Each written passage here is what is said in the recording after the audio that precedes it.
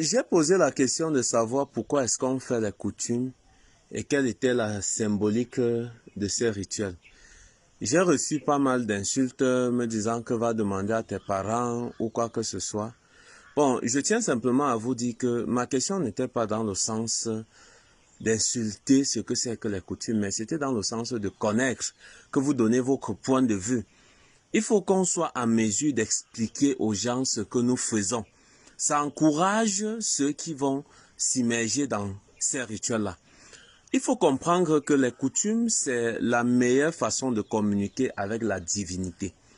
Parce que pour communiquer avec la divinité, on passe par ce qu'on appelle l'ancestralité, le lien ancestral. La première énergie manifeste qui s'est produite sur chaque personne, c'est son existence. Et pour exister, vous êtes passé par vos parents, les deux, papa et maman. Et vos deux parents sont passés par leurs 4 grands-parents, les 2 grandes-mamies et les 2 grands-papis. Et on remonte, on a 8 arrière-grands-parents. On a 16 arrière-arrière-grands-parents. Vous voyez, ça c'est la pyramide de vie. Ça veut dire que ce sont des personnes par lesquelles la divinité a décidé de nous faire exister. Donc pour venir sur terre, on est venu par eux. Et maintenant, pour que ce que nous voulons avoir sur terre se réalise, ce que nous pensons sur terre se réalise, on va encore repasser par ces mêmes ancêtres-là. Donc il faut repasser par les ancêtres pour recevoir la communication ou le message divin. Ce message divin peut être quoi? Ça peut être l'équilibre, ça peut être le succès, ça peut être le bonheur, ça peut être la santé.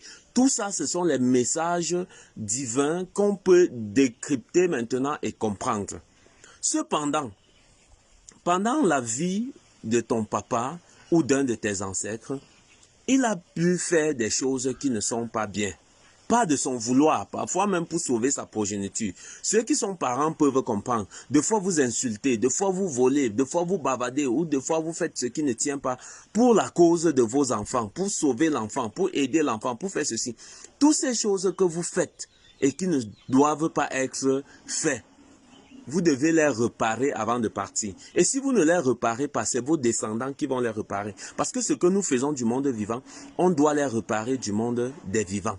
Donc chaque acte que nous commettons, on doit les réparer. Si nous avons loupé, ça va attraper nos descendants. Parce que leur vie dépend de notre vie. Leur bonheur dépend de nous.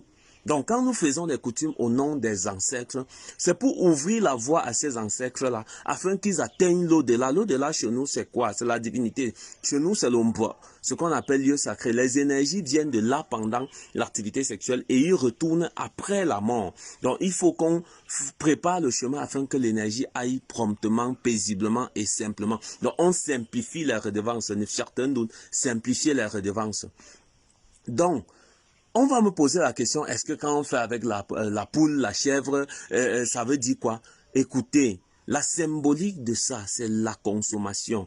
L'élément primordial, l'être humain meurt parce qu'il a faim. Donc, on resymbolise la première des choses qui donne vie à tout ce que nous avons, à nos organes, c'est la nutrition. C'est pourquoi on passe par la nourriture pour faire les rituels. Maintenant, qu'est-ce qui efface alors cet or de nos ancêtres? C'est l'énergie que nous déployons. Quand tu achètes une chèvre, tu as mis de l'argent. Cet argent-là, tu as mis de ton énergie. Tout ça se convertit en énergie parce que l'acte que tu fais à être humain, à au cru, ça dépouille la personne de son énergie. Si je coupe ton pied, il te faudra maintenant dépenser plus d'énergie pour marcher. Tu vois que tu vas dépenser l'énergie causée par moi. Mais si je n'ai pas réparé ça de mon vivant, même après la mort, mes descendants vont réparer ce tort-là. Ils vont compenser cette énergie-là. Ils vont soigner ces blessures-là que j'ai eu à laisser dans la divinité qui est la nature. Donc, chaque acte commis doit être réparé. Et quand vous refusez de réparer les actes de vos ancêtres, ça veut dire que vous les bloquez. Et quand vous les bloquez, par conséquent, vous êtes bloqué vous-même. Donc, vous les bloquez de retourner et partir où ils doivent partir. Et ils vous bloquent parce que ce qu'ils devaient vous donner comme bonheur, ça n'arrive pas. Je vous ai dit que tout, la divinité envoie tout par le biais de l'ancêtre pour que ça arrive sur nous. Donc l'ancestralité est très importante dans la divinité. Vous qui laissez vos ancêtres pour aller louer les ancêtres des autres là, les ancêtres des autres là, c'est un problème parce que vous ne pouvez pas avoir faim, vous laissez vos parents, vous partez voir le parent des autres. Toutes les religions sont basées sur l'ancestralité. Abraham, Jacob, Moïse, ce sont des ancêtres des autres. Laissez-les et revenez vers vos ancêtres pour que la communication avec la divinité soit fluide, soit vraiment en abondance. Donc, reparez le tort de vos ancêtres en faisant les coutumes. Vous déployez la quantité d'énergie qu'il faut pour compenser l'énergie qu'ils ont fait perdre à autrui sans savoir ou même en le sachant. Donc, faites ce qu'il faut pour reparer et arranger les choses. C'était Zone.